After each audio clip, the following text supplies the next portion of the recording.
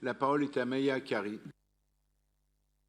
Monsieur le maire, mes chers collègues, de nombreux collègues ont dit ce matin que la question de la propreté n'est pas réduite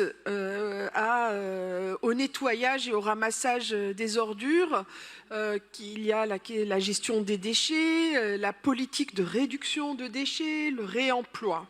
Et le programme que nous examinons aujourd'hui permet de proposer des changements d'habitude pour les Parisiennes et les Parisiens. Plutôt que de poursuivre, chers collègues, le schéma habituel de consommation puis de jet d'objets dont nous n'avons plus besoin, et en plus des incitations à produire moins de déchets, les notions d'échange, de réemploi et de récupération sont mises en valeur depuis quelques années par la ville de Paris.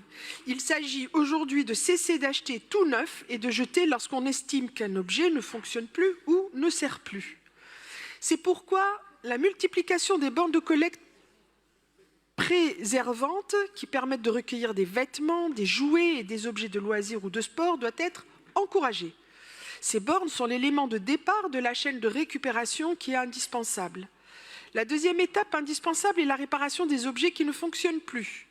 Le réflexe est trop souvent de les jeter.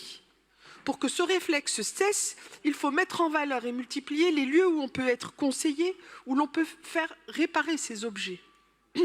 Pour les objets qui ne fonctionnent définitivement plus, le jet est la seule solution, bien sûr. Paris est en avance depuis longtemps sur la collecte des encombrants.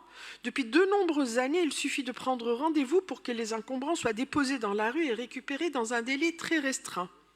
Permettez-moi une parenthèse pour saluer l'action du club de prévention Le Grageard qui organise la collecte des encombrants dans le quartier de la Goutte d'Or.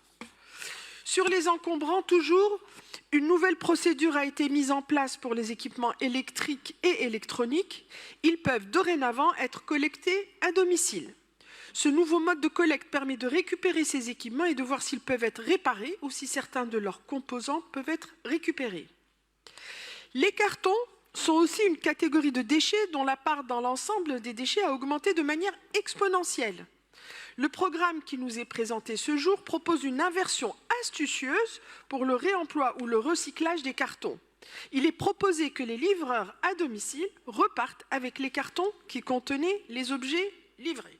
On est tous de plus en plus nombreux à avoir recours à la livraison à domicile et l'achat en ligne. Et c'est vrai que ça génère énormément de cartons et que cet axe est très important pour nous. Cette expérimentation pourrait également concerner les points relais. Les cartons récupérés pourraient soit être à nouveau utilisés pour de l'emballage ou, s'ils sont en mauvais état, être transformés en broyat pour le compostage. Le programme local de prévention des déchets ménagers et assimilés qui nous est présenté aujourd'hui montre l'engagement de la ville de Paris pour la préservation de l'environnement, la lutte contre le réchauffement climatique et la qualité de vie des Parisiennes et des Parisiens. Je nous engage donc à l'adopter, si possible à l'unanimité. Je vous remercie.